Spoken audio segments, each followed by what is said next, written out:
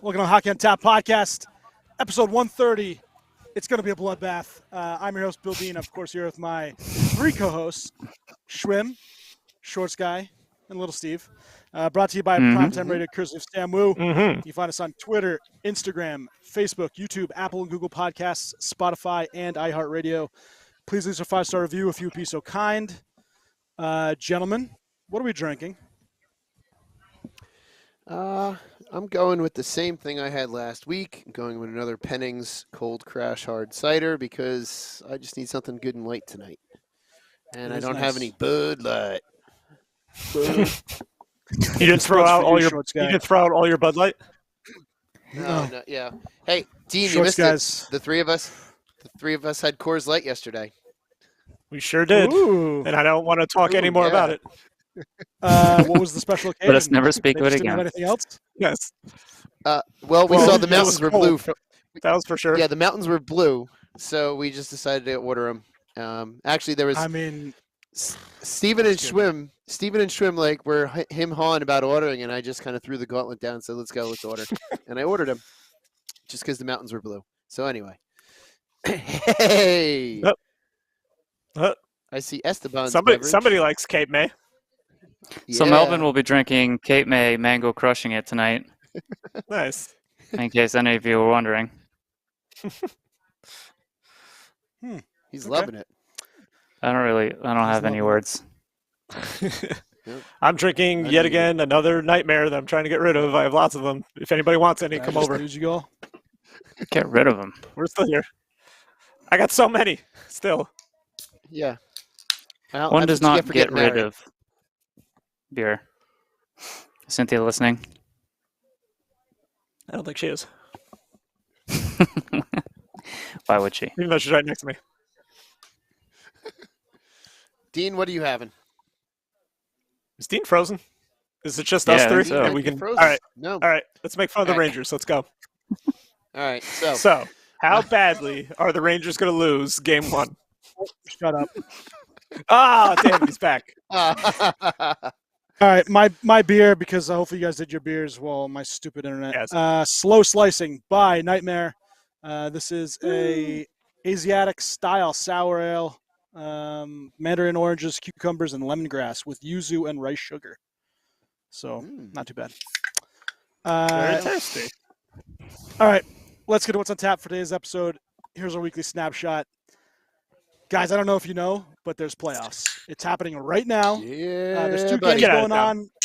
Carolina is up 1-0 on the Islanders. The Islanders, and right Islanders. as we speak, it's still 1-0 Florida over Boston. Correct? Yep. No. No. Boston over Florida. No, Boston's up. Boston's up. Who scored? Sorry, Who I scored? didn't pay attention. Pasta. Pasta. Pasta did. Figures. It's always pasta. Pasta. We talked about it, I getting think, paid all that money, he before this. Bergeron is out sick. There's a stomach virus going through the Boston locker room. So I'm sure that's not a very good thing. So playoffs. Obviously, all the questions that come with playoffs. Can the Avs repeat? Can the Leafs make it past the first round? Can the Connor and Leon show win despite the goaltending? Can the Devils Youth beat the Rangers' big additions at the deadline? It's all fun and games when you think about it. When you first start getting to and obviously can Tampa, make it to conference final 4 years in a row. But it's all fun and games when you first start. Yeah, the cup final. It's all fun and games until you start getting into the series themselves, and then you get nervous and excited, and it's all the fun stuff that happens with playoff hockey. Steve, unfortunately, would not have that feeling. He's probably going to just go and cry in a heap. I'm sorry, Steven. But I know. I know that you guys have a lot of experience with failure. So I was hoping I could pick you and Shorts guys' brains on this podcast about how do you deal with a team that genuinely sucks. So this kind of and obviously I didn't want to. This was the first thing I wanted to get into, but the Pens cleaning house.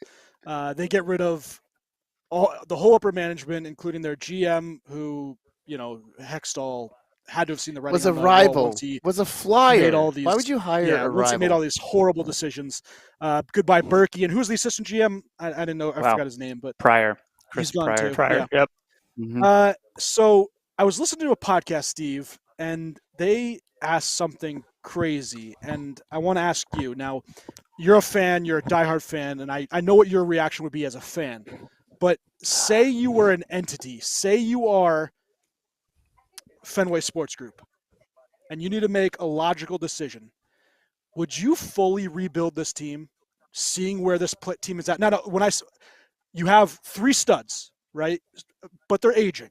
Clearly, Malkin, Letang, and Crosby are still amazing players, but they're getting older, and they can't do it just by themselves. And the rest of the roster, you have Gensel. Obviously, he's a piece you can have for the future. But between Zucker and a lot of these other guys, you can see that the talent isn't really there where it needs to be behind your 3 studs, especially the goaltending and the defense. So as an entity, if you were Fenway Sports Group, would you rebuild this team and see what the big 3 wanted to do? No. Okay. That's your fandom speaking, I take it, though. No, it's just you don't rebuild a team with Sidney Crosby on it. It just doesn't happen. You try to win. Especially their top 6 is fine. They have an elite top 6 who produced, far past expectations probably. Raquel had an amazing season. Zucker, amazing season. Yeah. So supporting cast is there. Their bottom 6 was a train wreck, and it was the downfall of this team was the bottom 6 and the salary cap, and all of that was done by Hextall. So whoever the new GM who comes in, so I don't know who. I don't think FSG has any experience on who the right GM would be in this open market, but there are some interesting names out there we can talk about another time. But there's some guy in Chicago. No, they don't have to. They don't have to rebuild. I mean, you basically you re-sign Zucker, figure out how to re-sign Zucker, figure out what you're doing with goaltending because Jari needs a contract right now. They don't have.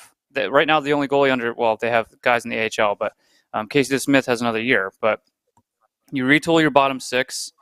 I think figure out the goaltending, retool your bottom 6, and fix the salary cap, and you're good. I mean, there's possibilities that can happen. Like I said, the new GM has his work cut out for him, but it's not impossible. If they make a couple tweaks, the team can make the playoffs. Mm-hmm. Yeah, you were right. I mean, there. Hextall, he really, off. Yeah.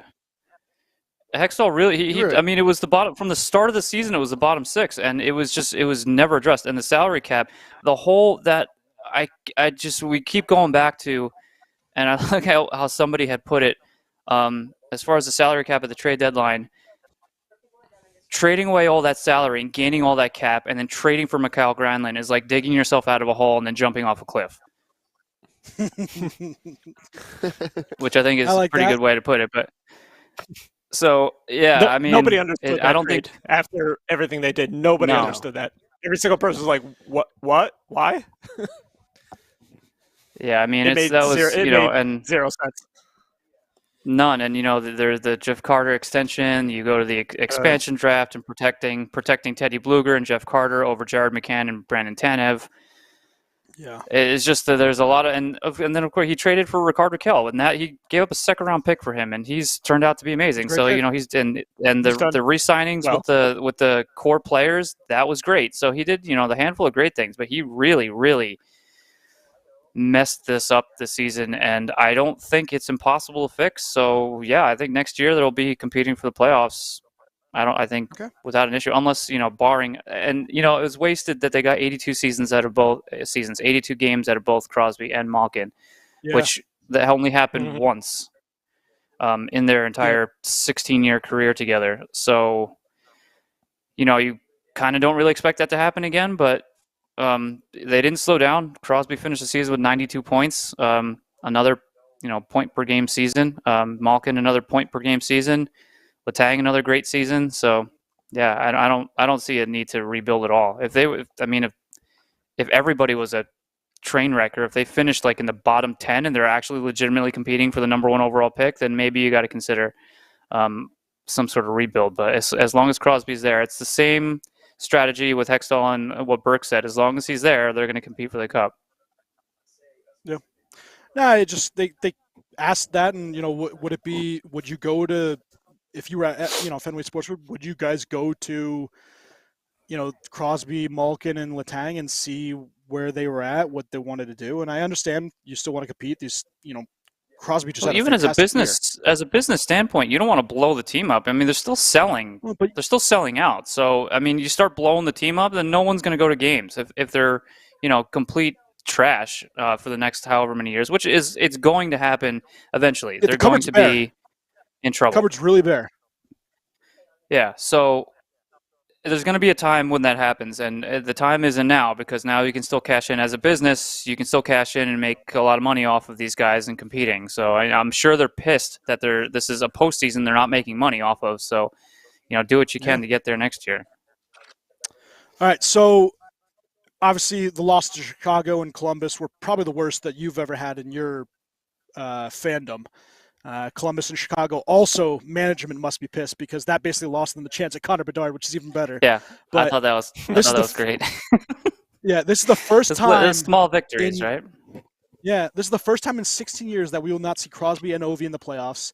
Also, the first time in 20 years that you haven't seen one of Pittsburgh, Washington, or Chicago.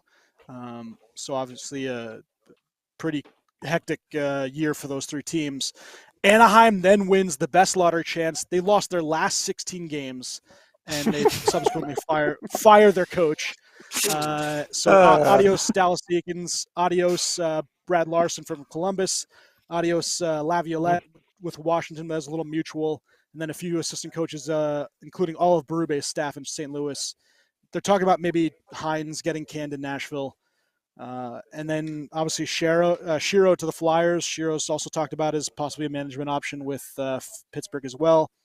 So we'll see over the offseason what kind of happens with this. But it's already been pretty hectic with firings and movement.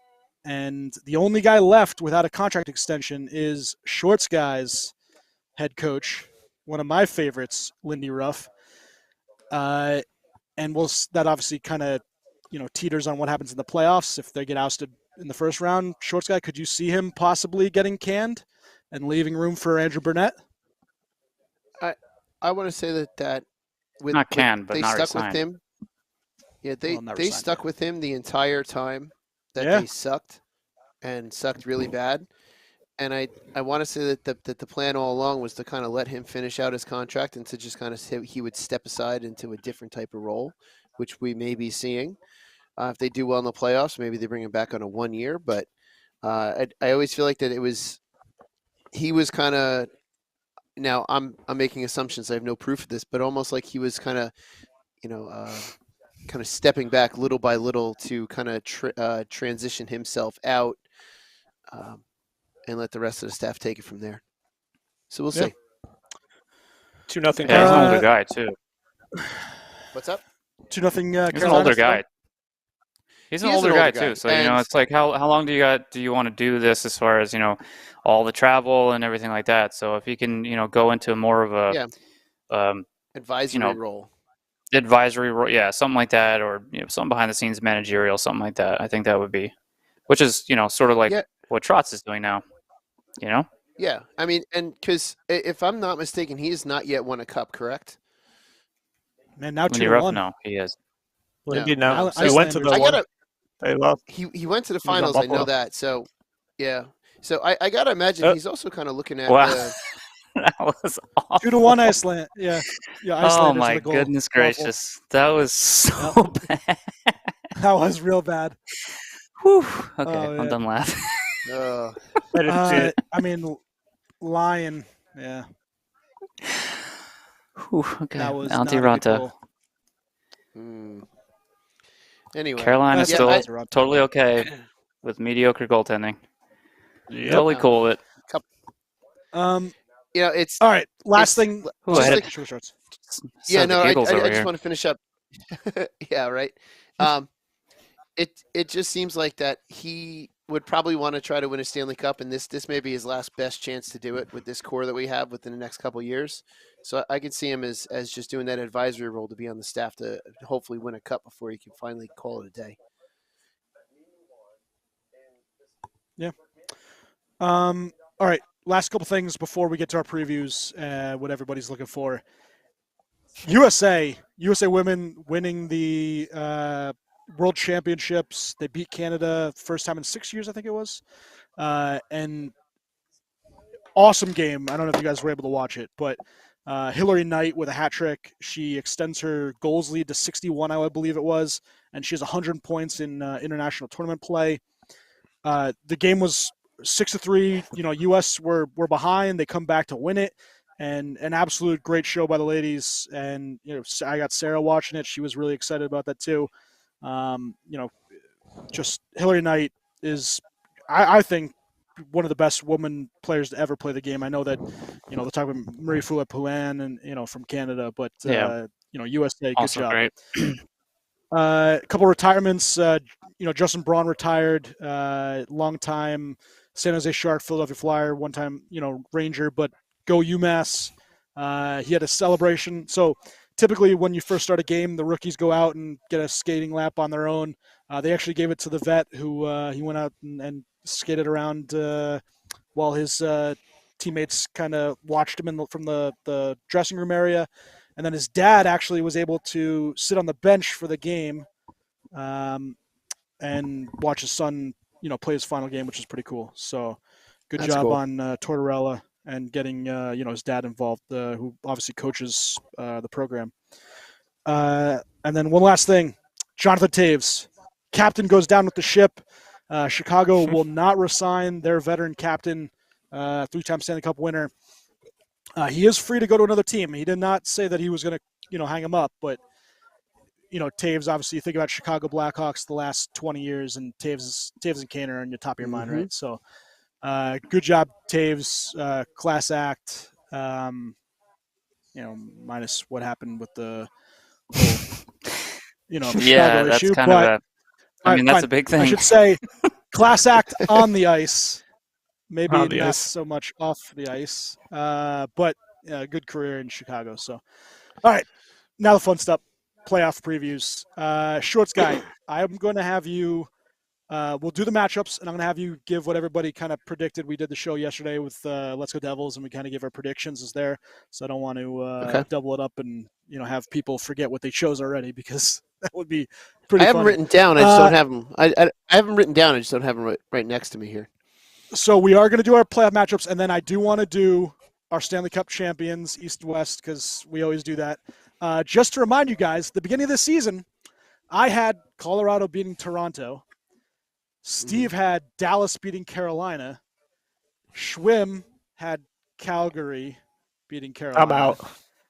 And Shorts guy had Florida beating Calgary. So I'm halfway there. Some of you guys are hurting a little bit. Oh, I only got one horse in the race. You guys got two. You do. I was going to do the good and the bad because we did those bold predictions. I had the Blues not making the playoffs in the bad prediction, which was pretty good for me. Schwim had half the teams in 2022 out of the 2023 playoffs. Schwim missed by 3 teams, but not too bad.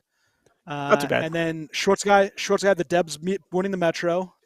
Close enough, pretty close. Close. Yeah. Close. And then hopefully his bad does not hit, because if it does, we're all going to be unhappy. He said Philly gets Bedard. So, and then Steve quickly, nothing really happened with the playoffs, but Steve did choose Georgiev for Vezina, and that obviously will not happen. Candidate. Not winner, candidate. No, I'm pretty sure you said winner. I have it Did not down. say winner. I said Georgiev will be a Vezina Trophy candidate. Let's go because I asked you for your Vezina winner, and you said Georgiev. I Nope. went back and listened. You didn't. You didn't go back and listen. And you did not answer the question correctly. I'm pretty sure you did. All right. Western Conference. Uh-oh. There we go. Knights versus Jets. Oh, yeah. No, I didn't freeze. Sorry. Western Conference, Knights versus Jets. Jack Eichel finally makes the playoffs. Round of applause for that talented young man. Yeah, well done. Hooray. Can he finally? Yeah. Can he and his LTIR stalwart Mark Stone, who is going to come back and make Game 1 miraculously, he made a comeback. It's a playoff miracle. It is a playoff miracle.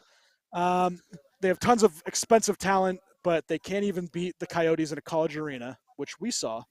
A lot of teams, but a lot of teams lost. They played good there. And a lot of teams, they played very good. Boston lost. They're a good home team. Winnipeg, incredible offensive talent. I talked about it. My second favorite American, Kyle Connor on the Winnipeg Jets is awesome, but they do fall short on D after Morrissey. Can Hellebuck steal a series? And you look through the matchup, and you got tons of talent on both sides, especially offensively. Dorofeyev, who comes over as a rookie, is skating on the top line with with Eichel and Marchessault. Stone will somehow figure into this top six mix with Riley Smith, Carlson, and Chandler Stevenson. You go, obviously, in goal, you have Laurent Brossoit, which sounds like he's going to be the starter for game one. There was a little bit of thought that maybe it would be Quickie. But Brossoit the Jets, on the other hand, on Vegas Golden Knights. No, you mean Logan Thompson? No, Laurent Brossoit. They had him as Let us go. Yeah, he's on Vegas Golden Knights. So when? It was quick. He just started the last 3 games. Oh, was he injured the whole season? Yeah, and then he came back because they had other injuries. Because it was Logan Thompson, Aiden Hill all season. Thompson's out. Thompson's hurt? He's hurt completely or no? Thompson's hurt, yeah. I thought he was hurt. Yeah. He's been hurt for a little while. He got hurt right after the All-Star game. Did we jinx him? Yeah, I think so. I did my homework. Yeah, I got in his head. Shows how much I've been paying attention. You definitely did. Can Hellebuck steal a series? Looking at the Jets' projected lineup, Kyle Connor, Pierre-Luc Dubois, and Mark Scheifele. Actually, there was someone on Twitter, I think it was the beat reporter for the Jets, said that both Pierre-Luc Dubois and Scheifele went up to the head coach. Why am I blanking on his name? For the Jets. Head coach. Someone help me. Oh, God damn it. I can't think of his name. Rick Bonus. Bonus, thank you. They were both watching. Both Pierre-Luc Dubois and Scheifele went up to Bonus and said they wanted to play with Kyle Connor. So he basically told them that one of them would have to switch to wing for that to happen because he was not going to, let one win over the other. So Scheifele went to wing and Pierre-Luc Dubois stayed at center, and Kyle Connor, is on their left wing. Right now, Vladdy Nemesnikov is centering Ehlers and Blake Wheeler, which is kind of crazy, Schwim, to think about that he's the second line center. And then you got Niederreiter. But tremendous top six. Josh Morrissey had a great year. So did DeMello. And then obviously Hellebuck, who's a Vezina candidate as well as MVP candidate. Shorts guy, what were the predictions on this series? All right, that's what I just went and got. So this is the Winnipeg Knights and Jets. Vegas Golden Knights. All right, so you selected Winnipeg in 6. Schwim said Knights in 7. Esteban said Knights in 5. And I said Knights in 5 as well. Boom. Not bad. Any thoughts from you three? I don't think so. I think Vegas should cruise. Cruise. I think it's going to be a closer series than people let on. So I think Hellebuck from their goaltending, they got a big advantage there. But that's why I think he might be able to steal some. That's why I think it might prolong the series. I think you need to stop being so cliche. Yeah. We picked the same damn team. This series is going to be closer than people think. That's generic comment to anything. Yeah. It ain't going to be close. I think it's excited. And if it is a close series, then what? Then I was wrong? Then I'm going to go back and say, I think people think that this series is going to be closer than people think when it's Game 7. Correct. Yeah. Yes, but I'm saying that before Game 7. Okay. Moving on. Anybody else? Anywho. All right. Oilers. The only thing I got. Hold on. The only thing I got about that series is I'm just excited to see the fans' reaction in Winnipeg. That's my big thing. Because they always do the whiteout. I want to see it. Big time whiteout. Yep. Mm-hmm. Oilers versus Kings. Dominic Moore's got an A+ turtleneck. Yeah. Oh, that is an Next A+. week, everyone wear a turtleneck. Dominic Moore, baby. Very good fourth line center. Rematch from last year, Oilers Kings. McDavid will have all eyes on him this playoffs. 64 goals, 88 assists, sixth player in NHL history to exceed 150 points in a season. Draisaitl has his own with 128. Can the goaltending hold up? Obviously, Ekholm has been a great ad for this team, and it hasn't been noticed as much as some of the other, deadline grabs. On the other side, the Kings are still growing, but I do feel offensively they're a little overmatched. They really need Kevin Fiala to play great. Here's a question for you guys. Skinner versus Korpisalo. What a matchup. Would you have thought that had been the matchup at the beginning of the year? No. No. Not a chance. Not awful. A chance. But you guys, what do you have thoughts on this? What are you guys thinking? And Shorts guy can get his predictions in a minute. Yeah, what were our predictions for the series? All right, predictions. Esteban, Kings in 7. I had Oilers in 7. Schwim had Oilers in 6, and Billy Dean had Oilers in 6. Okay. Yeah, this is my Western Conference winner, the Oilers. I think they are going to the Cup, and I know the Kings are a tough gout, but it's just that Oilers offense is so good. Did you say a tough gout? Tough out. I think you did. Right? What about gout? You said a tough gout. Well, gout is also gout. tough. But... How rude.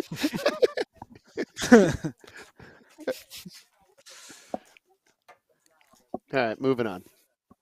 All right, no thoughts on this game? All right. No. I say Kings in 7. On the series? I'm sticking to it. I think I had Kings in 7 last year, too, against them. You might have, and you lost that one as well. I think I was the only one to predict to pick Oilers both series. No, the Oilers were supposed to win last year. Yeah, but I think you guys all because LA was like an up and comer. I don't know. Whatever. I know I did. I think I was the only one who did actually. And I was wrong. Yeah, a little bit. Philip Deneau obviously is going to have his hands full with McDavid. He had 54 points. He did pretty well offensively, but that's a tough out. The lovely Avalanche versus Kraken series. The loss of Landeskog will hurt. I was just looking at this. The injury that he had on his knee last playoffs, where he played through it actually caused him to miss this season, as possibly even into next year. Like, it was that bad of an injury, and he played on that, and it just injured it worse. And, just think about that as a player. Obviously, he wanted to win a cup, and he did. But he might have jeopardized his career doing that, which is, it's one of those, is that in his best interest, right? Like, you play your whole career wanting to win a cup, which he did, but now, it's paying dividends, right? And what's wild, I think, no knock on Landeskog, but Colorado last year could have won without him. So, yeah, probably. Mm-hmm. Yeah, it's not the same for him. He would have still won a cup. Technically, he wouldn't have been in the series, but I don't know. Yeah. It's like a personal. That's a personal choice. What you'd rather do. Yeah, it's a personal choice. I want to say because they won the cup and he has it and he was part of it.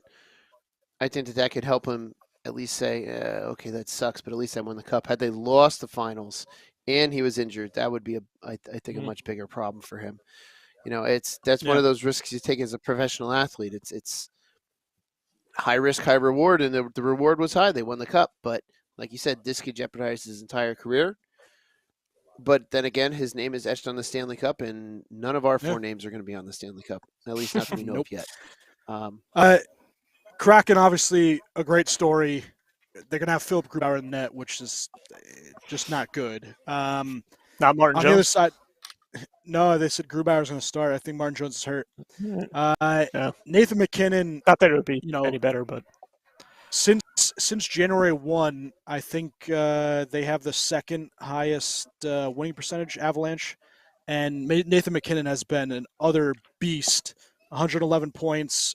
He had last year's playoffs. He had 1.33 points per game, which is third in NHL history beside two guys named Wayne Gretzky and Mario Lemieux. Even his line mate, Mikko Rantanen, is top 7 in points per game. That's how good of a playoffs they had. you look at this team and they are missing guys like obviously they're missing their captain. They're missing Andre Burakovsky from the team. Missing a couple other guys. At the moment, they're going to have top line is going to be Arturi Lehkonen, Nathan McKinnon, and Rantanen, and then your second line is Comfer, Evan Rodriguez, and Valery Nichushkin. They're also missing Nazem Kadri, so it's a much more depleted team, but they still have the studs. Kel McCarr is going to play apparently game 1. I just think that the talent's going to win out this first series. We'll see how it goes next series, but and all the props to the Kraken. They have 13 guys that have scored 30 or more points. Jared McCann had one of the more underrated, awesome seasons of this year. 30 goals. Actually, it was 40 goals, right? 40. Yep. Did he hit 40 mark? Yeah, 40. Yeah. Mm-hmm. 40.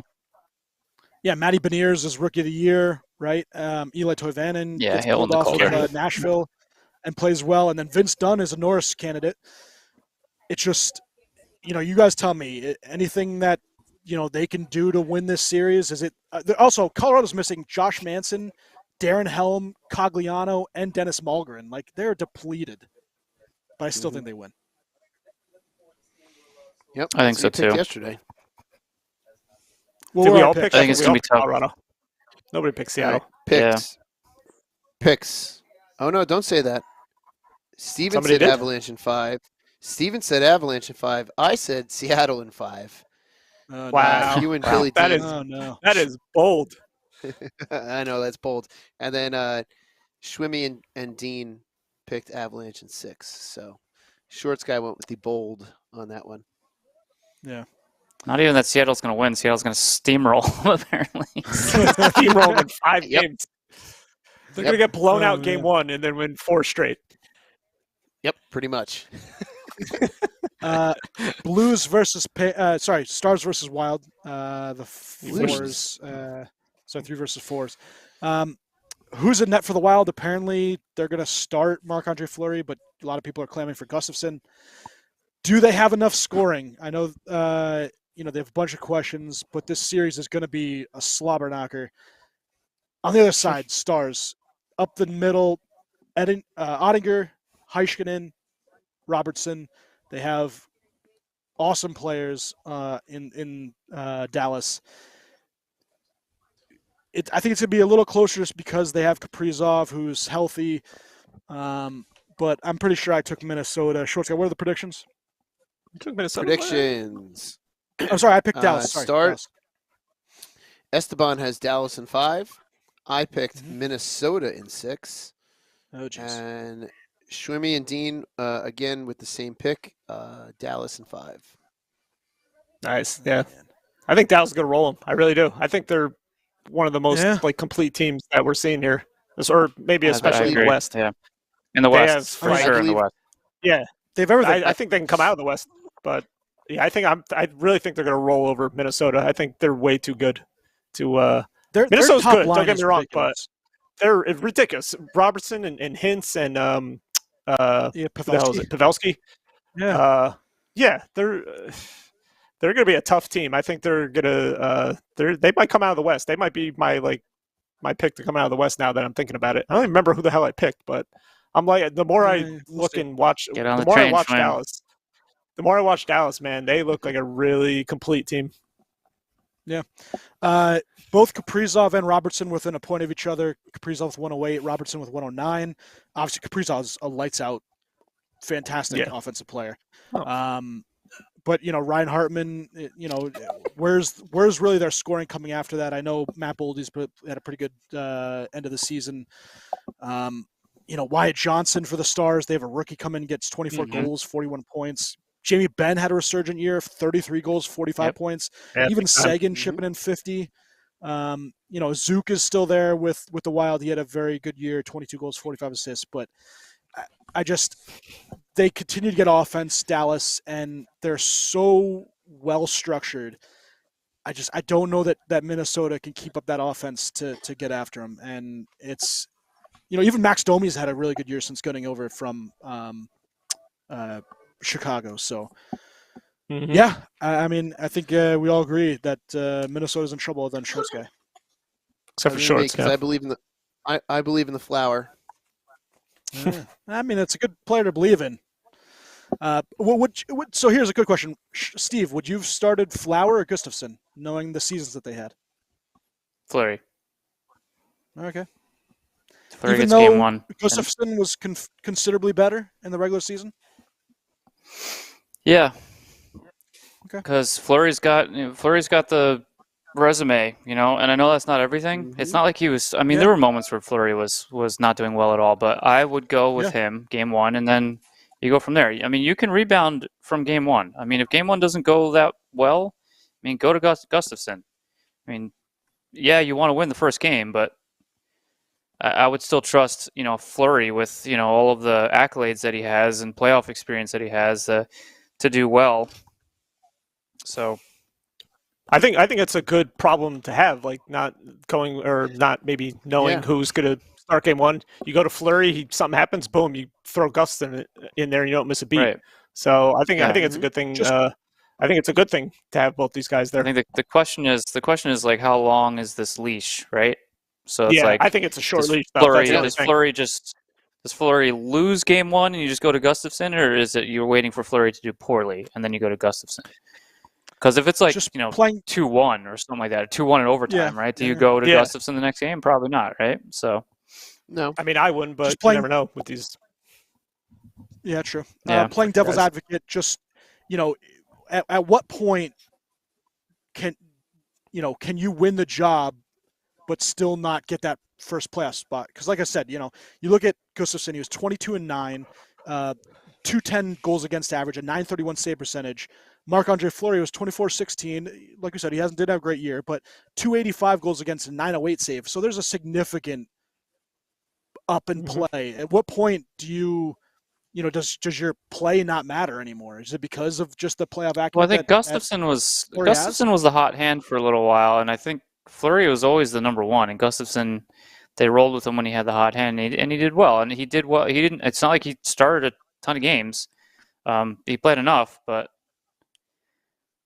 as 39, more like a 1B, I guess you would call him. Who just had better statistics, but. I don't think Fleury had that poor of a season where you're like, we got to pull the plug on this and go to Gustafson. So that's my opinion. I think the only way he gets he has a short lease is if they get destroyed game one. They'll go to Gustafson. Right. If it's a good game, he plays well. They lose in overtime. They lose 3-2 or something like that, 2-1, whatever. They'll probably stick with him. But if he gets shelled game one, I think they're going right to Gustafson game two. Just quickly, because I didn't see this and it's relevant for the West. Flames and GM Brad Treliving part ways after 9 seasons. So, Treliving it was kind of a walk year, but he did not resign the end of last season after making all these moves. And so Treliving is now a free agent. Senators also are letting goalie Cam Talbot go in free agency. So, Steve, maybe you can grab Cam Talbot. And who's he traded for? Cam Talbot? Mr. Gustafson. Yep. Mm-hmm. Yep. All right. Look at that. Eastern Conference. We're going to go top to bottom. Bruins versus Panthers. Bruins with a historic season, wins and points. Can they continue to dominate in the playoffs? We talked about Bergeron being out. Right now they're up 1-0. Cats are hungry and licking their wounds after losing in the playoffs last year as the President's Trophy winner. Also, can you remember the last time that two previous President's Trophy winners played each other in the first round? I couldn't think of one. The current and the previous? And the previous one. I don't know if that's ever happened before. Yeah. Pretty cool. It is pretty cool. But, Tkachuk with an awesome first season in Florida, 109 points. Will end of season hero Alex Lyon start game one. There's talks that maybe it's Bobrovsky. Yes. They don't know for sure, but it is Lyon. I would not go Bob. It is Lyon. It is Lyon? Okay. Yeah, he's playing. Short guy, what were the predictions? All right, so this is the Boston series.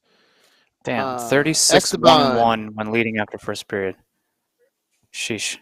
All right. Esteban picked Boston in 5. Shorts guy picked Panthers in 7.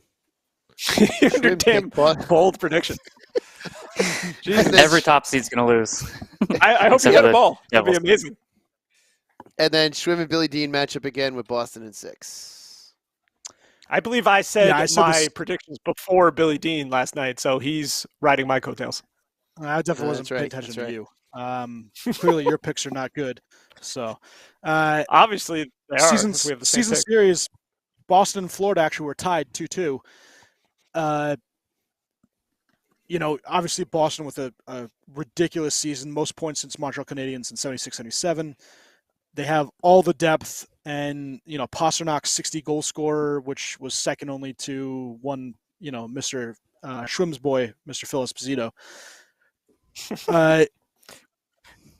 What can take the Bruins down this series? What will be their undoing? It's so bad. This series? Nothing. What would be if they were to lose? What would be their undoing? Illness. Allmark could be a potential. Illness. Yeah, and Allmark resorting to like AHL caliber goaltending. Yeah. Okay. The entire team because it's like sick and nobody can play. The whole team. Well, the majority of the team has experience, so this isn't like their first rodeo. With a handful who won. Who won? Krejci, Bergeron, Marchand didn't. So it's just those two, right? Who won back in 2010? 2011. I think it was just Krejci. I think it's just Krejci and Bergeron. 2011. Yeah, it was 2011. Oh yes, that's right. 2000. No, it was 2010. Didn't they win after? I think it was 10-11. Pretty sure it was 11. Penguins? It was 10-11. Whatever. Whatever it was. Yeah, whatever it was. Yeah, so it was just those two. So, I mean, they're cup winners, and then you have guys who have the playoff experience. It's monumental collapse by somebody, which I don't see happening because they have tremendous coaching. So they don't have a flaw yet. No, they're really good. I haven't seen anybody expose them at any point during the course of the season unless, it was a different goaltender in net other than Allmark. I can't even think off the top of my head any times where he played, poorly. But Florida has, just like last season, they have pretty high caliber offense. So, but Boston is they're so solid. So right now Florida's out shooting them, which is not surprising because Florida they're very much similar to like Carolina where they just shoot to shoot. But yeah, Boston's got their one on the power play. So stay out of the box, Florida. Stay in the box. Anyone else got anything in Bruins Panthers? No, I was just gonna say, Allmark only has something like before tonight 3 playoff games experience or something like that. Not very much. Maybe, and not for nothing, we want to talk about. It might be less. We want to talk about Toronto never getting out of the first round. Like I think Florida has one. Besides the one time they made it to the Cup final, I think they have one first round victory. Yeah, they haven't been good. Yeah. No.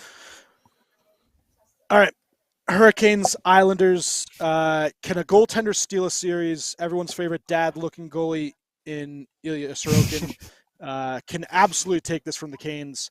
But can they score enough, even with Barzal back? The Canes, obviously, key injuries. But you got to think Aho, Neckash, Burns, Ronta take this series. Neckash. I love it. Yep. All right, what was a prediction, Shorts Guy? Predictions. Esteban, Islanders in 6. Shorts Guy, Hurricanes in 6. Schwim, Islanders in 7. And Billy Dean, Hurricanes in 6. So, Schwim, you think that this is the prime spot for a goalie to steal series? That's what, because I was basing it off of because Carolina has not been playing well towards the end of the season. I know that doesn't technically mean all that much once you get to the playoffs. It's it's anybody's show, but Sorokin is so freaking good and Carolina's goalies really aren't that great. And that's why I think Sorokin can be the biggest X factor in the series. I mean, it's still 2-1, right? Yeah, they're down 2-1. Yeah. But I was worried about the thing I was worried about the most was the Islanders scoring. Like they won't be able to score, and it'll all be low-scoring games, and that's where like Carolina might edge this out 2-1. Welcome to the playoffs, Alex Lyon. Oh God! What do you have? Another horrible goal. What do you do? 2-0. Yep, I see it. I'm gonna have to see it. Yeah. Who scored? Check it out once I get out. Marchand. That's it. If you want to circle back to this series real quick for a question, how long is Lyon's leash? Is Bobrovsky like? not well or something? This. Is he? Yuck. That was bad. He was hurt. I know he was hurt, and that's why he was hurt and Spencer Knight left. So yeah. That is terrible. Yeah. That was why Lyon was put in and then went on a tear, right? That's a miserable goal he just let in. So real quick before we go back to the other series, like what do you guys think? How long's his leash? Is it they lose in this game 3-4-1, I think they have to get blown out, something like that? Is he done? They got to get blown out again.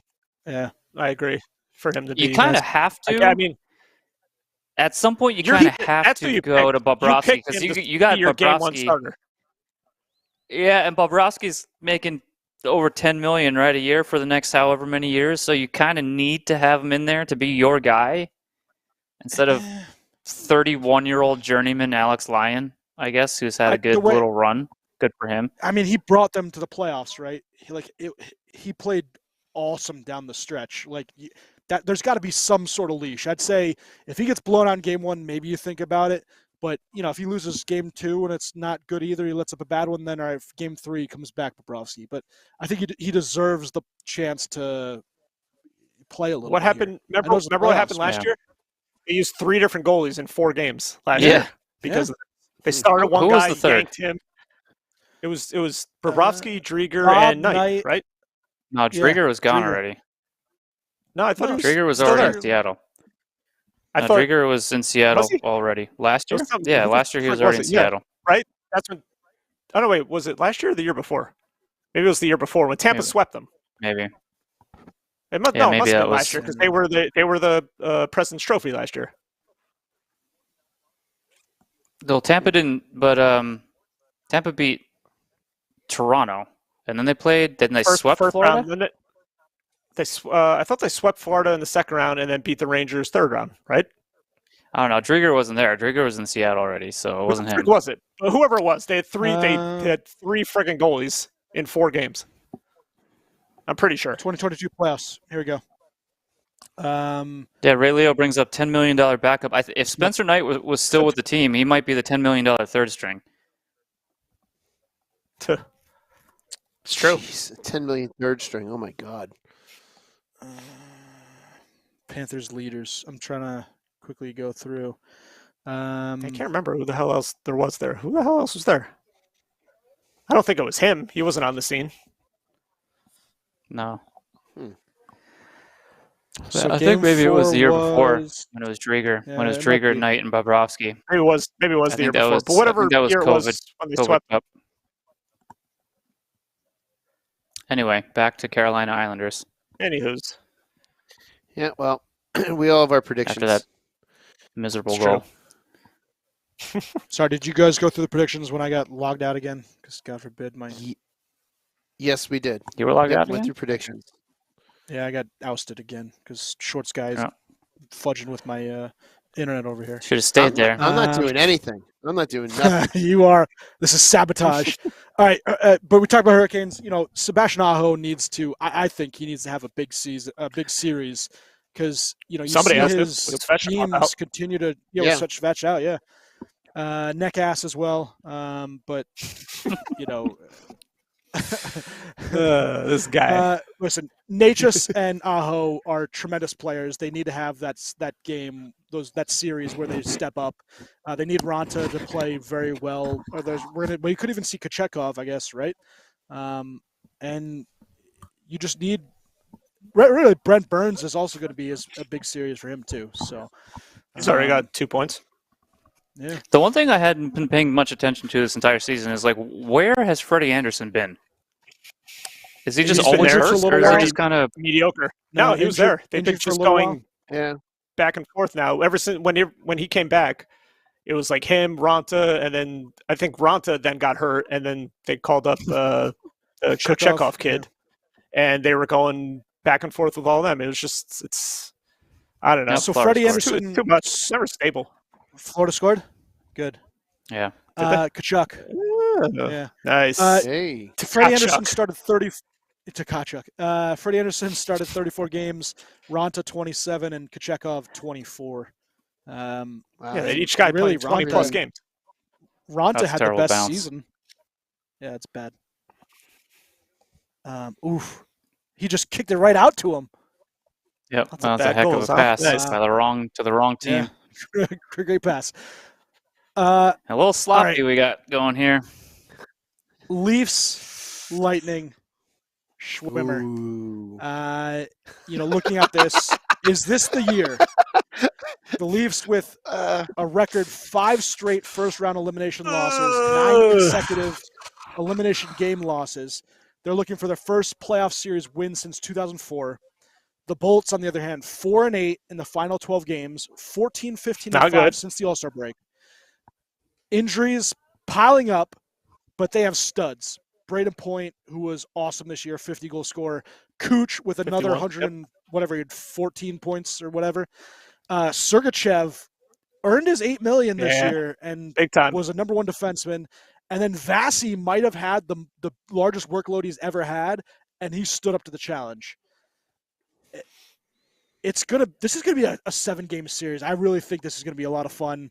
Can Toronto flip the script finally and get it going? Schwim, take it away, bud. I think Tampa. I'm going to interject. I think Tampa needs a backup. They really so much of the mediocrity in that last half of the season. It's like Brian Elliott was good for 6 or 7 goals against every time he started. It was. Did you see his numbers? Unbelievable. Did you see what his numbers were? I didn't look at his numbers, but I believe it's bad. You want to see it? Good record for a backup. And his numbers were atrocious. They're over 3 and under 9. I'm pretty sure. 22 games played, an .891 save percentage and a 3.4 against average. Exactly. Look at that shit. Terrible. Wow. And what happened last game of the season? He gets a shutout. But whatever. Anyway, I'm continue. hoping that was his last game this year. He got a shutout and a win, and he can go out on a high note. Anywho, yes, I'm hoping for, again, more of the same from Toronto. I hope that flip gets switched once they come to the playoffs. They shit the bed. Tampa still needs to play much better than how they were playing towards the end of the season. They were god awful at the end of the season. They had a 4-game stretch where they played really, really well. And I was hoping, I'm like, okay, maybe the team's like turning the corner now and getting ready for the playoffs. And then right after that stretch, it was not good. So, yeah, man, Tampa. I know Steven made fun of me before for being cliche, but game 1, man, I think if in any series, if a team needs to win game 1, it's Tampa. They need to win game 1. I think so. I really do. The way they're playing, I think they need to win game 1. Yeah. And then put that seed of doubt in Toronto. Like, here we go again, Yeah. So I think game 1 this is probably one of the most important game 1s, in my opinion. Is there really any truth? I mean, they've played 12 consecutive postseason series. They won 11 straight. Stanley Cup two-time winner before losing to Avalanche. Like, there's got to be a point where this team is so tired that it's such a taxing endeavor every time they go on the ice. We could see that in the first round. It could happen. We know people could say, that's why Tampa lost the series if that does happen. But I don't know. A lot of people are counting this team out, and that might be a big mistake. There's so many people picking Toronto. I was looking at the ESPN. There's like 26 or something writers or people or whatever with the ESPN picks, and I think 20 something out of 26 picked Toronto in this. So it was 23 out of 26. Yes, something crazy like that, right? Yeah. But I don't think Toronto's going to underestimate Tampa. But at the same time, you can't. Like, as tired and as I guess the amount of hockey they played in the last 3 years, you would think they might run out of steam at some point. But just when you think like something like that is going to happen, this is where I think it falls back on John Cooper and what a friggin' amazing coach he is. He comes up with a game plan to beat a team, to minimize their star players, which they're going to have to do with Matthews and friggin' Marner, but they're going to have their hands full. But I think one of the big keys in the series is obviously goaltending. It's going to be Vasi versus, I'm assuming, Samsonov. Samsonov with Wall. Yeah, Samsonov going to be their starter. So that's still out. That's a big advantage, I would hope, for Tampa. And then also, I think special teams is going to be huge. Both their power plays are awesome. I think it's who can ever cash in on special teams. Could steal a game. Something could happen with that. But yeah, man, I hope they don't run out of steam. It seems like they're that could happen with the amount of hockey they've been playing. But yeah, I'm hoping for more of the same from Toronto, and then Tampa takes advantage of that. Is Tanner Jeannot out the whole series? No, they're saying at first he was considered week to week, and now he's skating and back on the ice. Okay. They're saying he's definitely out game one, but he's more like day to day now instead of week to week. That's what John Cooper said. Michael Esamon is the guy playing in for him right now, and I don't think he's anything. Esamon, great, right? Yeah, which he's just like a balls to the wall skater, never stops moving, but like skill wise, he just got his first goal in the last game. The first goal with Tampa in the last game of the season. But yeah, he's not gonna. What is if you had to get what's the Lightning's? What's the Bolts' biggest deficit? What hurts them the most? Is it defense? The bottom? Yeah, pairings? Absolutely. Their defense is not good. Yeah, they have all these guys who can contribute offensively, but defensively, structurally, they're. Towards the end of the season, it was very evident they're not playing well. They have a kid they called up, well, not a kid, but a guy they called up from the AHL who's actually been playing pretty decently, but I don't know. Ian Cole's a liability. Yeah. All he does is take stupid-ass penalties all the time. He's slow. If Bogosian's in there, he's a hard-nosed defenseman, but he's slow as hell, and guys can go get by him very easily. Hedman, Sergachev are their top two guys. Chernak is very good shot blocking, big defenseman, but again, not the best skater. And with the speed of the Maple Leafs have, that could be a problem. But if they can lock it down, if they can play, I want to see a huge brawl. I want to see Chernak freaking brawl with what's his face, Luke Shen. I can't think of his name. Shen, yes. Yep.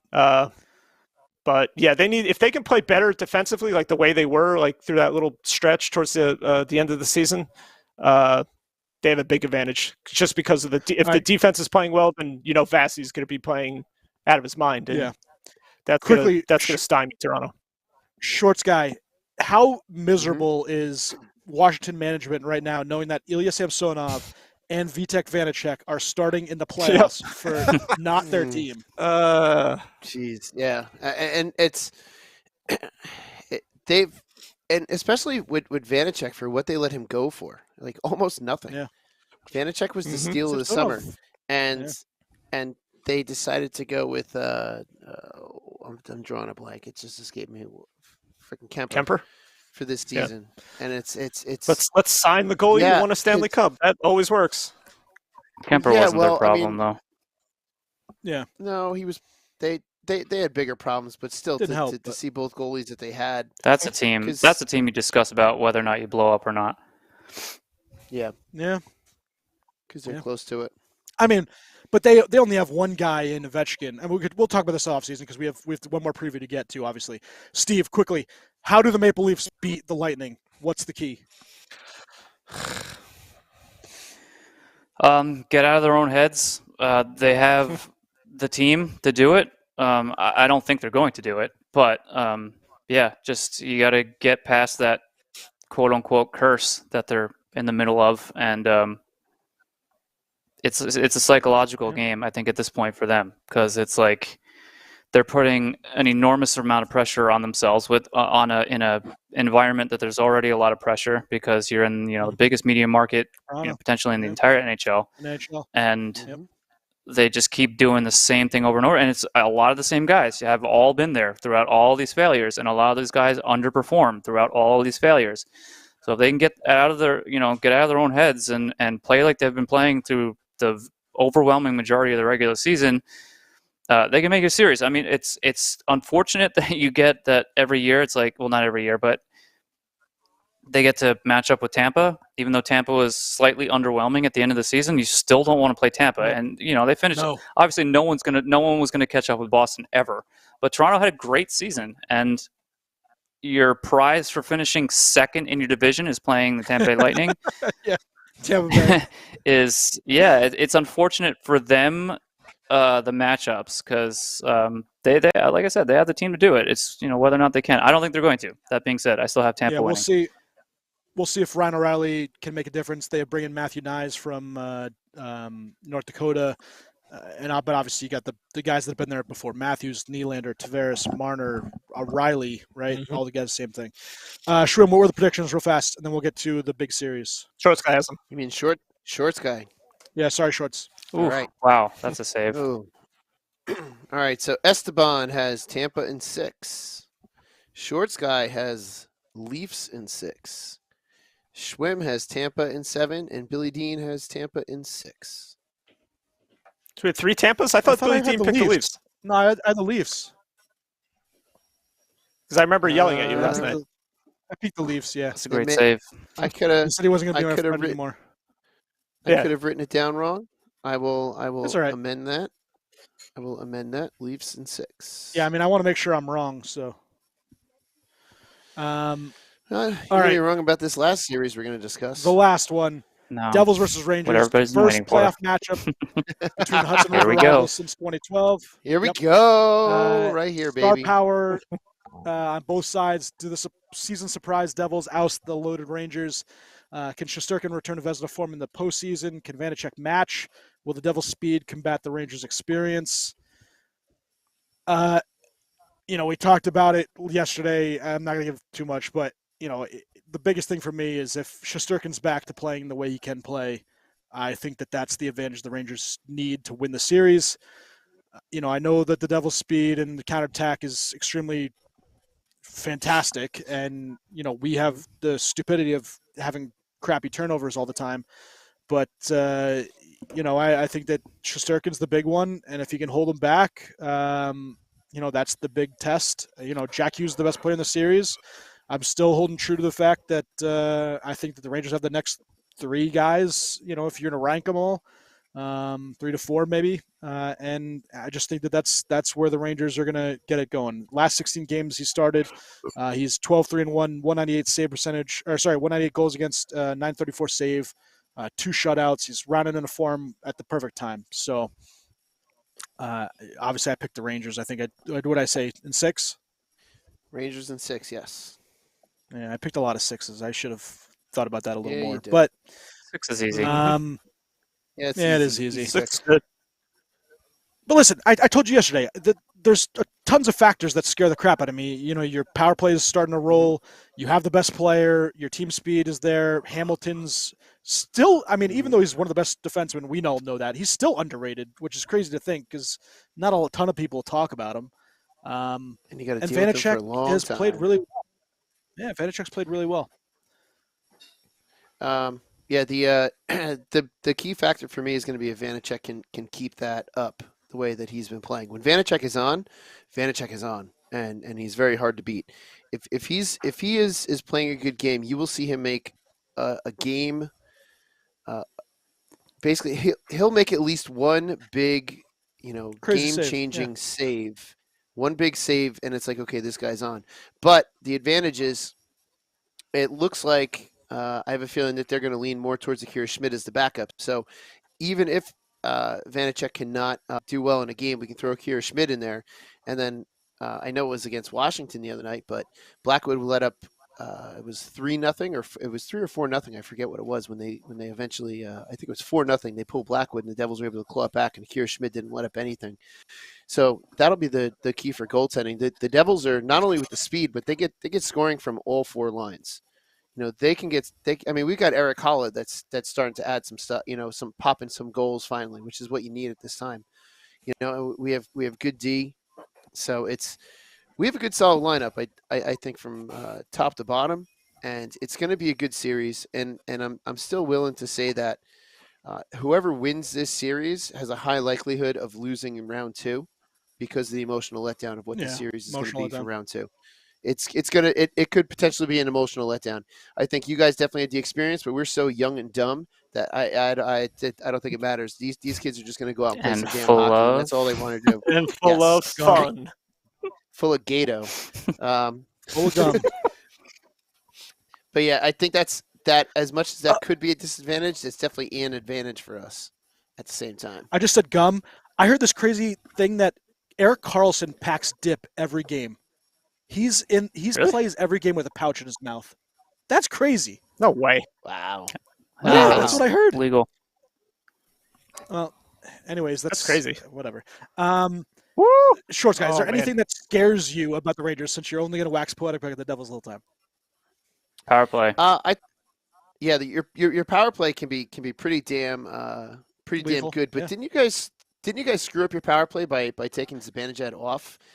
No, he's still on the first. They keep switching Kane and Tarasenko out of that left wing spot, which is the only thing I don't like. I'd leave Tarasenko so you have a shooter there. You have two shooters, and then it makes it even more impossible to defend that. But that's me.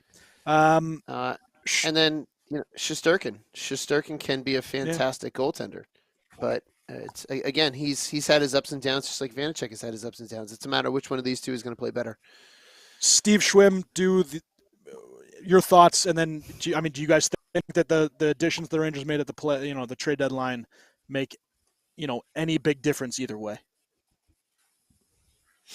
I mean, yeah.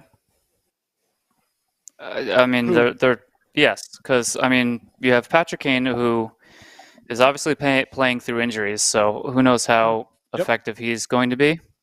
But he's Patrick Kane, and he's won 3 cups, so you got that. And Tarasenko, who pretty recently has also won a cup. So he's playing very well. And he's played well. Yeah, he's meshing well with them as well. Rangers, yeah, I think what you guys said nailed it. The only thing I would say is every Devil fan who is listening or will be listening needs to see what the Pittsburgh fan base did to Igor Shesterkin last year in the first round and replicate that. Traffic. That needs to be the X factor. It's going to be tough because Ranger fans are going to flood that arena. Unfortunately, but you're right. If you can get, the Penguin fan base was in his head in that series. Game 6. He was obviously Shesterkin was better. But yeah, pulled in both games in Pittsburgh and did not look good in either of them. So if you guys can replicate that and try to do something, you can rattle him. He showed that he can be rattled. So the 4 of us all know if anybody can get into a goaltender's head, it's Shorts guy. Poor Logan Thompson will vouch for that. All right, what were the picks, Shorts guy, real quick? All right, picks. Esteban, Devils in 7. Schwim, Devils in 7. I have Devils in 6. And you selected. Last time you were wrong by saying Rangers, and you had Rangers in 6, which you're going to be wrong. And again, I am all about maximum Devils home games, so I can sell a bunch of merch. Quickly, Shorts guy, why don't you tell where you're going to be at? I think we're going to try to possibly, be around Tuesday, Thursday at American Whiskey. Are you going to come out? Are you coming out or no? Yeah, sweet. I'm going to try to. So Game Day Live and Devils After Dark is going to be at American Whiskey. We are hopefully going to be out amongst the people out on the street there in Edison Place and in the big street party that will absolutely be these 2 games coming up. Weather's looking good, so come on out to American Whiskey, 51 Edison Place there in beautiful Newark, New Jersey, right across the street from the Prudential Center. And we should be set up outside, which is going to be a really cool setup. Right next to the mobile bar that's outside there, and that's going to be such a damn good time, and I'm looking forward to it tomorrow and for Thursday. Yeah, I'll tell you what, it's going to be a long and exhausting next 2 weeks. However, I think it's definitely going to be, if everything falls into place like we're hoping, it's going to be huge for the podcast. And that's to me, that's going to be the big thing. It's going to be huge for the podcast, and we all benefit from that, us on Hockey. Yeah, we're gonna Hockey Taps will try to be out there. At least I'll try to be out there. I don't know if you guys want to go out, maybe even Saturday too. But if they're going to be there, if I don't have tickets to the Rangers Devils, which I'll gladly take Shorts guy too. But yeah, it's going to be a great series. The whole playoffs is going to be great. It's so much fun watching playoff hockey. It's a 2-1 game, Boston, Florida, and you're just amped up watching this kind of thing. 2-1 both. 2-1 both. Yeah. 2-1 both. Yeah. You guys got anything else before we head out? Let's go Pens. Let's go Pens.